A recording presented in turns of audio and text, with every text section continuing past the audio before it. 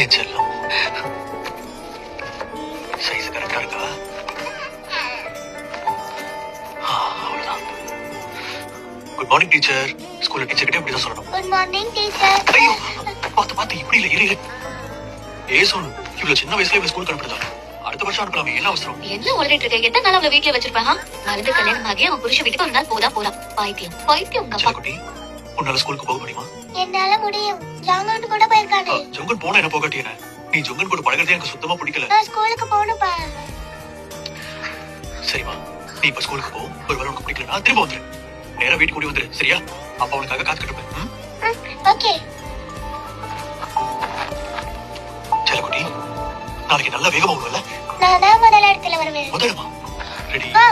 Ready set கோல் சொன்னதுக்கு அப்புறம் இங்க பாரு, நீ ஒண்ணு போட்டியில ஜெயிக்க வேணும். ஒருவேளை உனக்கு பிடிக்கலனா யோசிக்காம அப்பா கிட்ட ஓடி வந்துரு. அப்பா நாளைக்கு உன் பின்னாடியே தான் இருப்பேன், சரியா?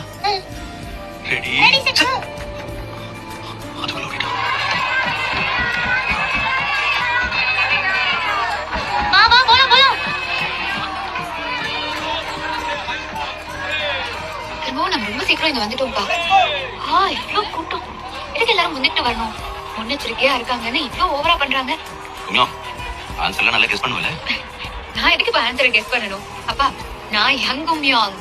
எனக்கு தெரியும், நீ பல வருஷம் கஷ்டப்பட்டு படிச்சிருக்க. நீ கெஸ் பண்ண வேண்டாம். உனக்கு எல்லா பதிலும் தெரியும். நீ இதுல ஜெயிச்சிருவான்னு எனக்கு தெரியும். உங்களுக்கு இது மட்டும் தான் சொல்லணும்னு தோணுச்சா? பிடிக்கலன்னு வந்துன்னு சொல்ல மாட்டீங்களா? சொல்லலாம் தான் நினைச்சேன். ஒருவேளை தலைவலி எதுவும் வர மாதிரி இருந்ததுன்னா அங்கிருந்து வெளியே வந்துடுறேன். அப்புறமா எழுதிக்கலாம். அப்பா உனக்காக இங்க வெயிட் பண்றேன்னு. எல்லா விஷயத்தையும் என்கிட்ட எப்படி சொல்லுவீங்களா? கும்யாங், ரொம்ப குளிருது. உங்களுக்கு குடிக்க ஏதாவது சூடா கொண்டு வா.